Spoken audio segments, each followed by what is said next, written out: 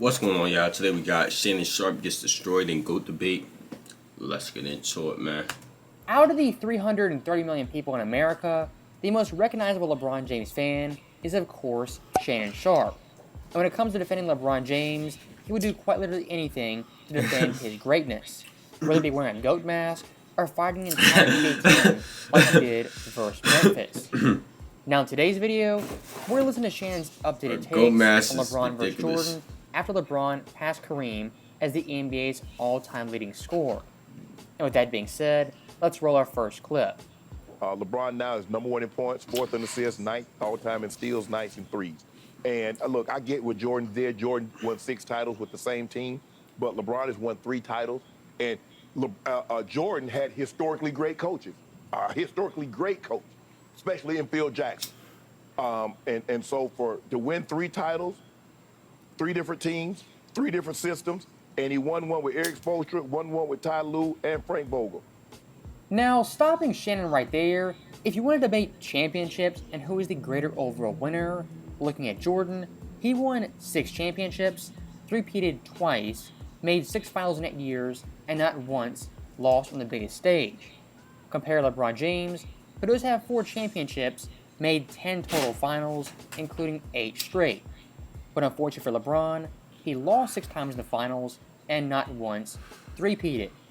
I'll give LeBron James credit, he made the finals more often than Jordan, but to my knowledge, the NBA does not give out second place trophies for losing on the biggest stage. And when Shannon talks coaches, of course, he brings up Phil Jackson, who, yes, is one of the top 3 best coaches in NBA history. But to add some context, back in the late 80s, early 90s, that Phil Jackson wasn't the same Phil that has 11 rings. As before coming to the Bulls, he was coaching in Puerto Rico, winning CBA championships. And when he came to the Bulls, off the bat, he wasn't a head coach, he was an assistant. Yes, by 96, 98, 01, Phil Jackson was an all-time great coach. But back in 91, 92, even 93, Phil at that time wasn't the best coach in NBA history. And one debate Shannon did raise is looking at 6 championships in one place compared to 4 in 3 different places. For me, both are highly impressive, but looking at 6 in one place, that sustained greatness is greater than 4 championships with 3 different teams. For example, look at the KD Warriors from 2017 to 2019. Every year that team was the best overall team. When they had Kevin Durant, they were virtually unbeatable. But what happened? They had chemistry problems, injuries, and the media constantly grinded them down with questions day in and day out, and the overall drama was too much for them to bear. Now looking at the Bulls, just like Golden State, they were in the spotlight 365, 24/7. And as the champs, very few teams and even players can deal with that pressure all the time. And for Jordan, he won 6 rings in the same spot with a roster that got increasingly older until 1998, and the oldest roster in NBA history. I'll give LeBron James credit, everywhere he won a championship. But unlike Jordan, he could press the reset button, leave teams, join teams, build big threes, and destroy big threes. My overall point being, Jordan in the 90s built a dynasty and sustained it for nearly a decade. Compare LeBron James, who did build championship teams, but eventually left them due to various reasons, that being age, injuries, and mental fatigue. Okay, well, the shock of this season to me, watching what my eyes tell Good me, arguments. I have never, ever seen a superstar playing at such a high level have so little impact on a one-loss record as LeBron is having on the Lakers' one loss right now, because they're 5 games under 500. It's Jordan and That's a fact, in Skip. Washington. That's what's happening right now. Skip, you do And realize he's got Anthony Davis and, for what it's worth, Russell Westbrook. Skip, it takes more. You remember when Jordan was winning those scoring titles and they was losing?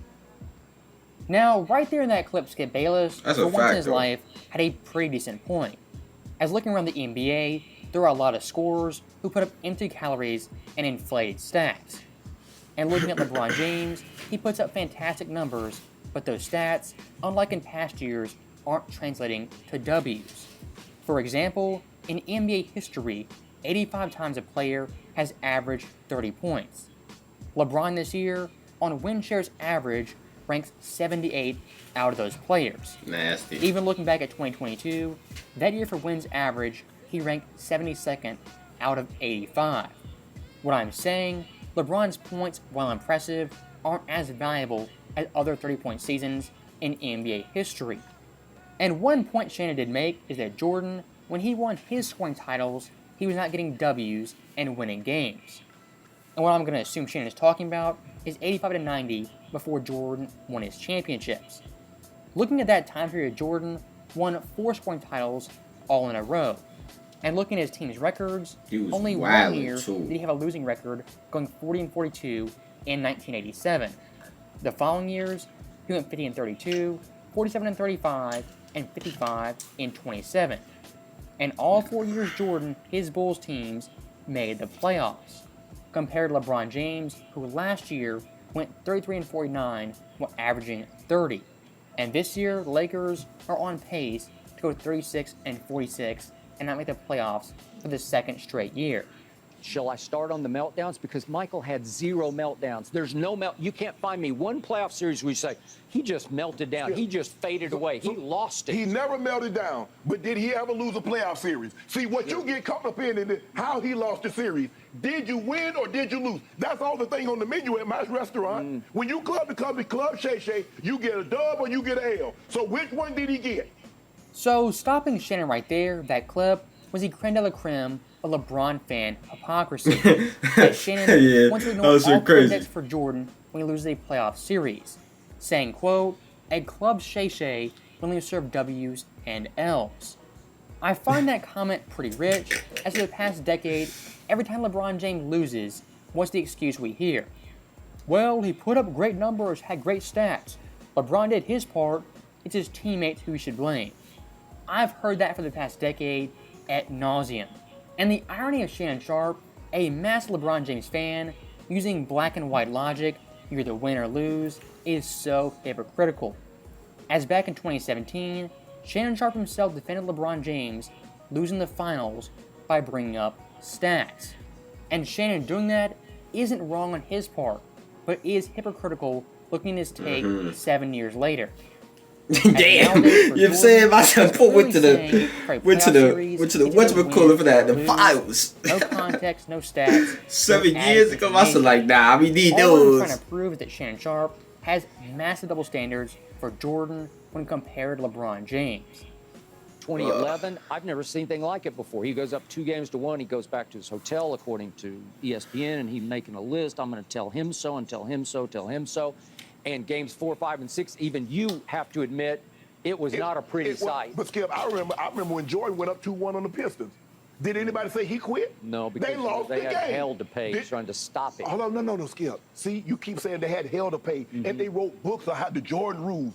At the end of the day, he lost. Okay. But you see, what y'all do is y'all found a way to romanticize losing when it comes to Jordan. Like when he dropped 63 against the Celtics, they lost. That was pretty romantic to me. Who in the hell get credit for losing? Now, stopping that clip right there, I have to address Shannon, that's the most points in playoff history. Was looking at Jordan 89, blowing a 2-1 lead versus the Pistons, and making equivalency to LeBron James in 2011, also being up 2-1 versus Dallas. This right here is the definition of being disingenuous.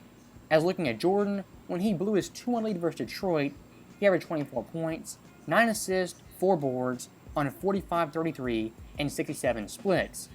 Compared to LeBron James, blowing a 2-1 lead versus Dallas, who averaged 15 points, 8 assists, 7 boards, on 44-17 and 40 splits.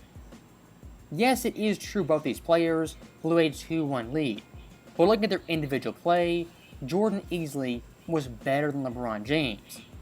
And adding even more context, Jordan 89, his best teammate was Craig Hodges, who averaged 12 points. His second best teammate was Bo Cartwright, who averaged 11. And that Bulls team, they were a 6th seed and miraculously made it to the conference finals where they played the Pistons. And that Pistons team had the best record in the NBA, and in the playoffs only lost 2 games, both to Chicago. Now looking at 2011, LeBron James had a big 3 and a super team, with Dwayne Wade averaging 27 and Chris Bosh averaging 18. And for this series, they are the heavy odds-on favorites to beat the old Dallas Mavericks. And once again, looking at hypocrisy, when it comes to Shannon Sharpe, he says Jordan fans, quote-unquote, romanticize losing. With that quote in mind, let's look at Shannon Sharpe back in 2018 after Game 1 of the finals where LeBron dropped 51 in a loss. He goes 51, and he goes 19 of 32 on 59% shooting. He shoots 91% from the free throw line. He did everything that he could do, and still that wasn't enough because somehow, even though he was great, you're going to have to offset Kevin Durant's 26, and you're going to have to offset Klay Thompson's 24. Okay, so they cancel out LeBron, and then you got Steph goes and get 29, and then you got Draymond goes and does what he does. So that's the problem that they're up against. Correct me if I'm wrong, but in that clip, Shannon Sharpe was adding a lot of context to the Cavaliers, their roster, when they didn't win Game 1. Compared to Jordan, when he loses a game or a series, it's, well, Jordan, he just lost. Jordan wasn't good enough, he lost. Compared with LeBron, where Shannon has more context, as well as nuance. What you and others have done is sell Michael Jordan as flawless. He's perfect. He's never missed a shot. He's never missed a free throw. He once did an ad for Nike in which he talked about, I've missed a lot of late shots. But that's not what you never said that. Okay. All you talk about is what Jordan has done. You never talk about his flaws and what he hasn't done. I covered him, and every time they really needed a hoop, he just got the hoop. Every time. And how he... Every time. Well, not every time, but a majority, more than anybody I've ever covered. He was a force of nature. But the numbers say LeBron James has hit more clutch playoff shots than Jordan. That's what the numbers say. Now, stopping Shannon right there is a fundamental misunderstanding of Jordan. But here's the thing, though. Jordan is like 50% in the clutch. You know, the percentage, the shooting, we got to look at the shooting percentage. And the GOAT argument. As looking at Jordan, absolutely nobody is saying he never missed a shot, never choked, never had a bad game or a down moment. What we're saying is that compared to LeBron James, Jordan's bad moments aren't nearly as horrible.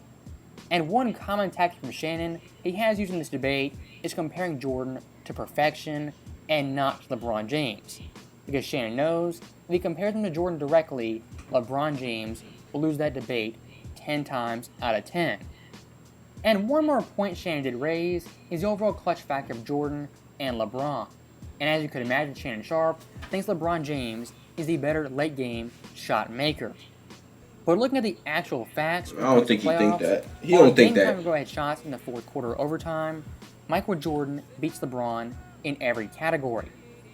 Looking at the final 24 seconds, yeah, Jordan percentage, I'm telling you. Just look at the percentage, man. You're going to see the difference, 50%. man. Compared to LeBron, who shoots 36%. The final 10 seconds, Jordan shoots 47%. LeBron, 39%. Now the final 5, Jordan shoots 46, compared to LeBron, who shoots 39. And I do want to add one more thing in there. That was a longevity argument that he has more playoff buzzer beaters than Jordan. But one thing I will add, looking at their clutch time shots, for Jordan, he didn't have as many buzzer beaters, but the clutch shots he made were vastly more important. As looking at 98 in Game 6, that shot right there is bigger than any shot LeBron James has ever hit in his career.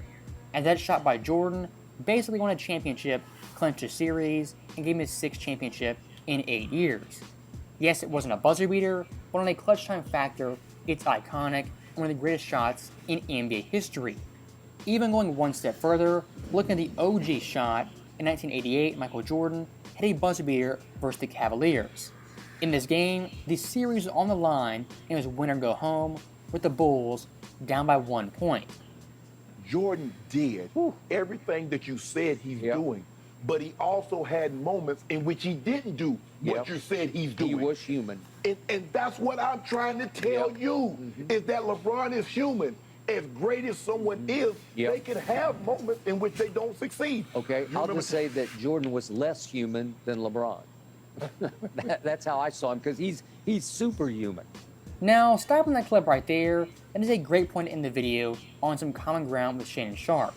As looking at LeBron and Jordan, they're in the top tier NBA superstars, and on my list, the top 2 players. But like Skip Bayless said, Michael Jordan was a little less human than LeBron James. In my view, a little bit better, as well as greater. Now, with that being said, that is the end of the video. As always, thank you guys for watching. Hope you enjoyed it. I'll see you next time. And that's the end of this one, y'all. Let me know what y'all think about what Shannon Sharpe had to say. Let me know what y'all think of what Uncut had to say about Shannon Sharpe. I think Uncut has some pretty good points, man. Not too much I could get mad about this video, y'all. So, you know what I'm saying? We good cut this video, you know what I'm saying? Good job, brother, good job. I ain't gonna lie. You know what I'm saying? Shannon was chatting a whole lot. Definitely a whole lot of hypocrisy. You know, I'm out there.